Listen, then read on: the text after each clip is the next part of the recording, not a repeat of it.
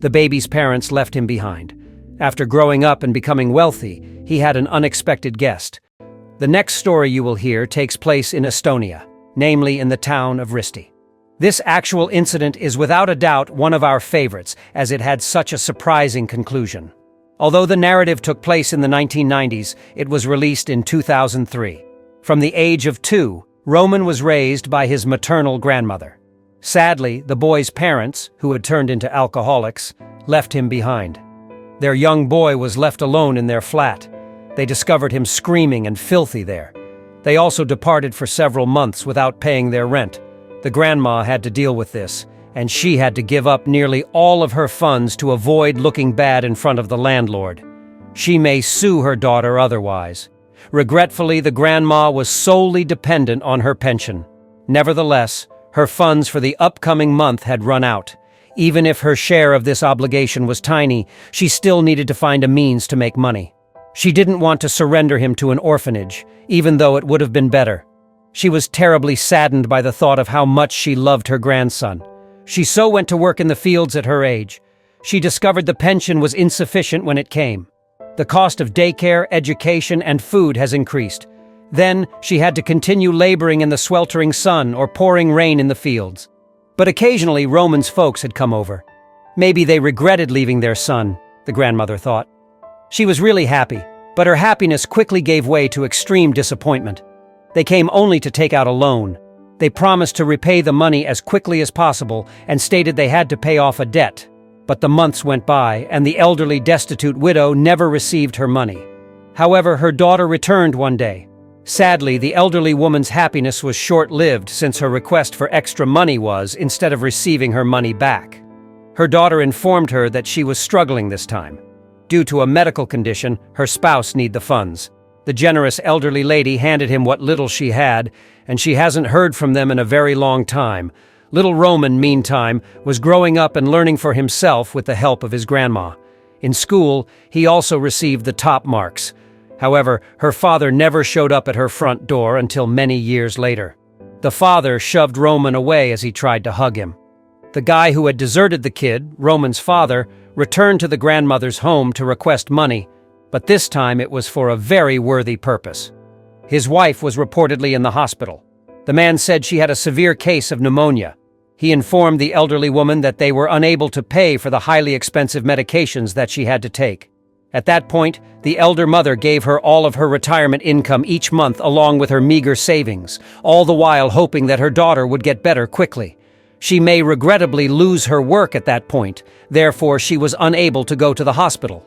But she was able to do so after 2 days, so she headed to the hospital with her grandson in tow. However, she discovered something worse when they got there. "Miss, please let me see my daughter," she said to the nurse. "She is here, according to my son-in-law, because she has pneumonia."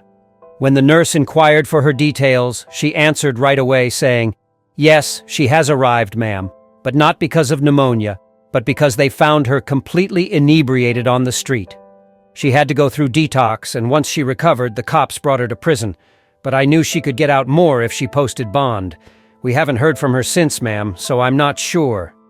It left the elderly woman in tears. Her own daughter treats her like this. How is it possible? Why had all of this been a deception to the poor lady, who felt bad about not giving her daughter a proper education? She never failed to provide her the finest. She never missed anything. She felt her kid had failed at something since she couldn't believe her daughter was acting this way. Roman observed all of her suffering throughout that period. Though he appreciated all his grandma done for him, he also felt terrible for her. He therefore tried his hardest to make her smile whenever she was down. He was hired concurrently with receiving his university admission. "Dear grandmother, don't work anymore," he advised her at that very job. "I've had enough from you. I will be the one keeping an eye on you going forward." It had been years since he'd seen his folks.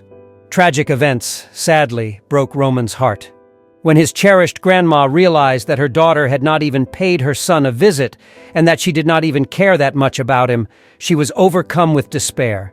The old woman's life was taken by the depression since she was unable to cope.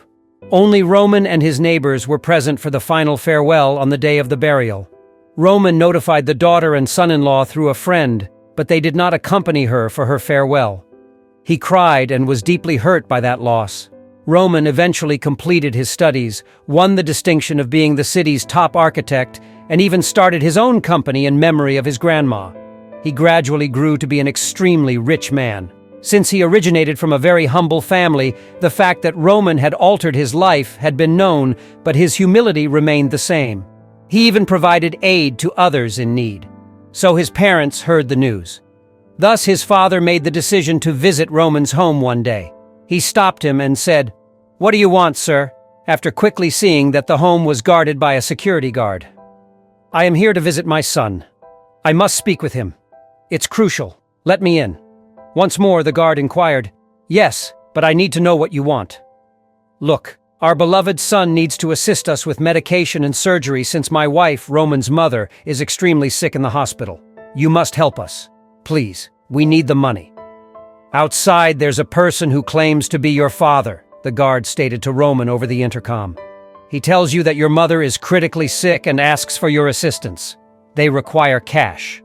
When Roman heard those final words, resentment and sorrow overwhelmed him. He recalled how his cherished grandmother, who toiled to earn a few pennies, donated it to them without considering whether she needed it or not, so they might be better, and they never expressed gratitude to her.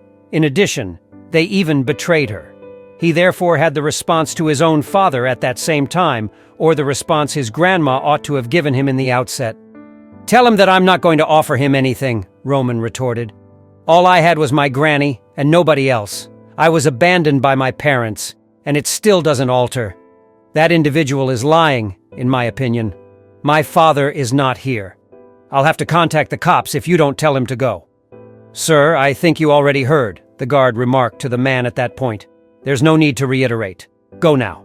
Shaken, the man turned away, regretting his actions. This was not what he had anticipated. When he got to the hospital, his wife was there, in desperate need of medication and quick surgery since her liver had been injured. This time, it was true that the woman was sick, but he created a depressing reality for himself by repeatedly lying to his own family. They have always desired seclusion and the freedom to live their own lives at the expense of others. Now have a look at them. Life handed them a difficult lesson. Definitely a tale that teaches us a lot. Sometimes, because of their love for them, or just because they don't know how to appreciate them, kids would lie to or abuse their parents. Unfortunately, some parents don't stop this because they think they're doing appropriately, which is admirable, but they are unaware that what they are doing is incorrect. A well-known saying goes, "If you don't give, don't take them away, and don't abandon your son either. You can regret it later."